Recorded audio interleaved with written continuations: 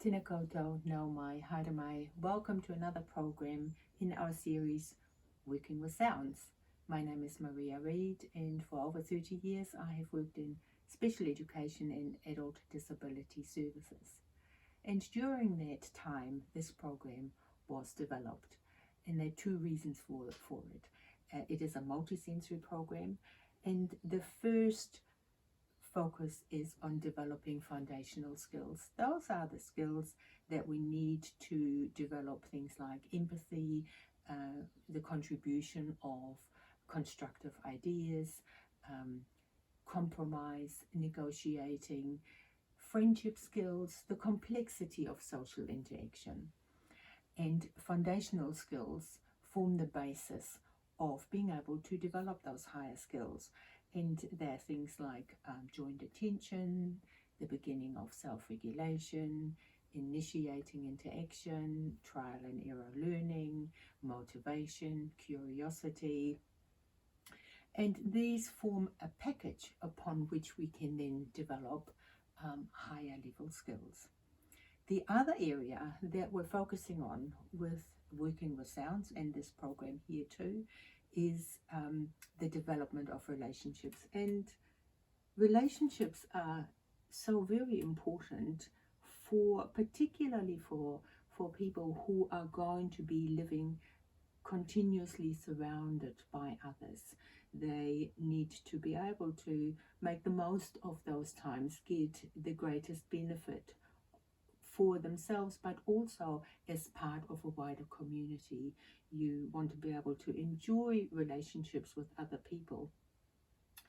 And that can be sometimes difficult for those who have communication issues, who have issues with anxiety, and especially in social situations, who struggle communicating and interacting with others. And to be able to manage that and enjoy that is what this program does. So we don't want to just manage it, we want to be able to thrive in that environment of social interaction. And Working with Sounds and crunching, which is the activity we're going to do today, really supports that development. And what I really like about this is when you are building up relationships, it's not just so you can get along in a flatting situation.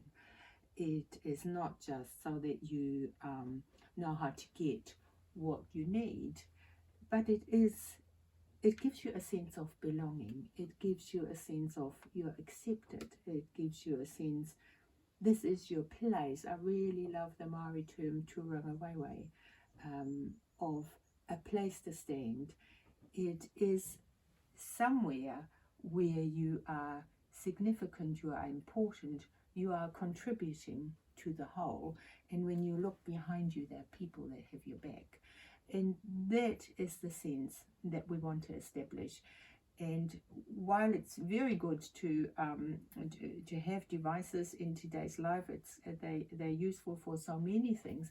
One thing they're not good at is developing close human interaction in the toing and froing of an activity like this. So that's where this program comes in. So it's called crunching, and these are our crunch boards. As you can see, they're not actually balls. They're very light, but some of them are also very heavy, and we will make one in a minute. What you are using is recyclable material, or things that are what we used to call rubbish. Like this one has got bubble wrap, some old plastic bags, some newspaper, and you turn it into this fairly light shape. And then you can use a bandana. I use bandanas to tie them up, and the reason for that is then they're individually marked by color. But also you can take the bandana off and wash it after it's been used. It also makes them much easier to catch when we come to that. So let's think about foundational skills that we are going to learn using these crunch balls. if you're going to sit in a circle or opposite somebody, then the first thing that we would do is pass these on in a circle. So you're going to pass this one on, and then somebody will pass another one on to me on this side. And that can be tricky for some people. Some people really struggle with letting go of something, and that some of that has to do with it is a transition, and transitions can be really difficult for some people. But if something is coming from this side, it makes it that much easier to let go of something on this side. So we will pass them on in a circle. Transition is something that affects us every day, and the better we are at managing transition, the less stressful the process will be. So this is a really important way to give an entry level transition activity. It is very much an object focused activity, because you can actually pass this out on without having to look at the person closely who is sitting next to you. Looking at somebody or looking at their face or looking people in the eye can be stressful and really difficult and challenging for some people. So this will do away with that. But what we do encourage, and what it can do, is for people to turn towards that person. And that's actually really important. If you think about somebody is giving you something that they're offering to you or you have asked for, and they have their body turned and they go like that, it kind of makes you feel that they don't like you, which is not a feeling that we're trying to focus on. What would be really nice if we can support people to turn their body towards the person, even if they don't look at that person, it still sends the message that I want to give you this thing. And it's something we can learn and become really good at in a process of repetition of passing something around in a circle. So it's the releasing and it is the receiving of this item. Now here comes another thing that's really interesting when we're talking about multisensory activities. Some of these crunch balls have got a heavy object or something that has a sound, like here is a little cluster of bells in there. So when you get this red one or this pink one, it makes a sound. So immediately it creates an interest in the recipient. The other thing that we sometimes do is include a very heavy object in the crunch ball. So some of them are really light. So this one here contains just a bag with air in it, so like a balloon. And some of them could be really heavy, let's say by the inclusion of a solid rubber ball or something like that, and it makes it really heavy. And what we learn from that process is we learn about proprioception. So proprioception, one of the things that proprioception does for us, it gives us the sense of how much muscle power, how much force we need to use for a particular task. So we would say to pick up a feather would require very little muscle force, but to pick up a heavy metal object would require a whole lot more. And it's a back and forth between our muscles and our brain to learn about this information, and it has a lot of very practical implications. For instance, if it had been raining and the door had gotten stuck and you needed to give it a proper jolt to open the door, proprioception would be you give it a real tug to get the door open. Now, if somebody had oiled the hinges and maybe shaved a bit at the bottom, and you went to do this massive big tug, not realizing that, you probably fall backwards. And that is the importance of understanding and using proprioception. We do it automatically but for some other people it needs to be learned, because we have ourselves acquired this skill by many trials and error, by repetition, and we now know how to make proprioception work for us, how to use our muscles. But in this instance, for the people that you might be working with, it is a really good idea to use something heavy and to use something light, so that the message of, oh, this is heavy, I need to use a different level of strength for this one than for that one, can be practiced as you go around and around and around the circle. And the more practice you have, the better you're processing, and the faster you're processing, and the more accurate your processing of this information will be. And that is, of course, a skill that can be generalized across all other areas of life where proprioception really matters, whether it is lifting a plastic cup versus a heavy pottery mug, so you don't spill the content by going whoops with the plastic cup. All of this has practical implications for life. So it's a wonderful opportunity to make these of different weight, or to maybe include some bells, because it is really activating, in this case, our auditory sense to know where the bell is coming. And for some people, this will really help them focus, because one of the things we also learn as we go around the circle is tracking. So eye tracking, we follow this one, it's got the bells in it. I'm going to pass it on. I'm really interested in this, so maybe I'm going to watch it going round. So you could perhaps just do one initially before you add a whole lot of others. Eye tracking is so important because it's closely related to sequencing. So if I can see where the ball is going around and coming back to me, I understand all the little steps that have happened in the interim. And sequencing is critical for making sense of so many things in life. So if you can track and sequence, you can understand what is happening around you, and you can take greater ownership in processes because they make sense to you.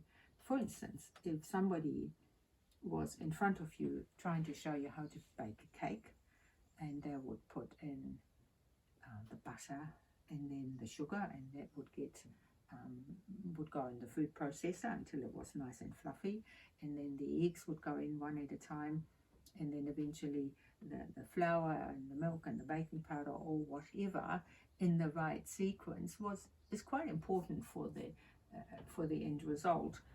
And if you were tracking all of the processes, then all of this would make sense, and you could say, yeah, if I saw this written down, or the recipe, I would know how to do that. But if you don't track, and you're gonna look there for a moment, and there is some butter in there, and then you do and look somewhere else, you're distracted, you don't focus, and you look back, and whoops, all of a sudden, what happened here? Since the butter, the sugar got added and the eggs got added in the right sequence and order and for the right time, you would not be able to easily recreate that because you've missed out a vital step. So being able to track and being able to sequence, which is what we're learning here, is critically important for us to make sense out of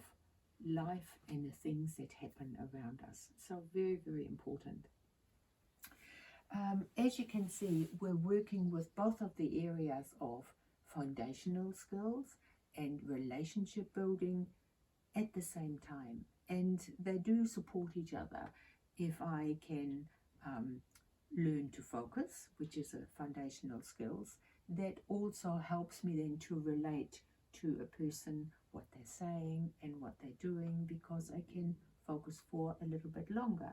If I have, on the other hand, if I have a good relationship with a person, then that is then also motivating me to look at what they're doing, to track what they're doing. And so both of those areas support each other in that development. One other thing that I like to do with these crunch balls, maybe not with the really heavy ones, is once we've gone around the circle for a few rounds, we will then go to, or let's throw them to someone. And the light ones, of course, arrive more slowly than the heavy ones, and so you could just focus on the light ones, because it does enable you to process things more slowly. If something really heavy comes your way, it usually arrives quickly. So I might take the one with a heavy rubber ball out and just focus on these light ones. And again, proprioception comes in here. If you were to use a heavy one, let's just say if you threw a balloon, I could probably catch it like this. But if you threw a very heavy rubber ball, I probably wouldn't do that. I would try and catch it like this. So proprioception informs the way that we interact with objects and with people. Very important. So here we are. We're going to now throw. And not everybody can throw, by the way. It's a kind of a two-step interaction where you use thrust and release. So the thrust and followed by the release has to happen at the right time. So if I go like this is thrust, but I don't release, and it'll just drop down to the ground. If I release but no thrust, it doesn't go anywhere. So the two of them will have to work together in a significantly accurate timing, where you have to, it has to be just at the right moment, and that can be practiced. Not everybody can do that immediately, and it helps to recognize it's actually a complex task. So let's just say people in this group can mostly throw, but for those who can't, even releasing and dropping down onto their knees so it runs onto the floor is a good thing to do. It's a really good start. What we do before we throw, we're going to either say the person's name or we are going to point to them. And that requires self-regulation. So here we are practicing this really important relational skill of self-regulation. Hold on, I really want to biff this at someone, but I'm going to point to them first, or I'm going to say their name. And it's really important that we get to practice that, because it really teaches us to say to ourselves, waiting, first pointing, and being able to wait before we act and think what we need to do is self-regulation, and critically important for all of our relationships. So it practices that. You can then throw them or drop them around the room. Somebody else will do the same to you, so you may end up with a heavier one, with a lighter one. And all of these activities that you undertake in the course of this are so enriching, activating and stimulating to the brain, that it's also a very enjoyable activity. So hopefully this will be something you'd like to try, something useful, and something to also give you some fun. When we come to the soundtrack, so it's not music as such, it's a soundtrack that we have recorded, 6 of us have recorded. Each of us was producing a different crunching sound. So somebody was having their feet in mussel shells, somebody had a rainmaker, somebody had pebbles in a bottle, somebody had a shaker, and someone was eating a whole bag of chips every time, or crisps, every time that we were having a practice. And you can probably hear that. So it's a very rich crunching sound. that we use as a backdrop to this activity, because it really elevates the whole activity onto a level of I'm creating something crunchy here myself, and I am contributing to this overall crunch sound. Just one more thing I want to say about listening to the music: when you turn on the volume, the louder the volume is, the more animating or annoying a sound can become. So the softer the sound, the more relaxing it will be. So when you use your volume button, just observe the people in your circle, or even throughout the activity, just to make sure it doesn't get on someone's nerves, because it's really, really loud. And I think that wraps it up from me. Like always, we look forward to hearing from you. Any questions or comments? And until next time, ke te mihi, kia tātou, ka kite anō.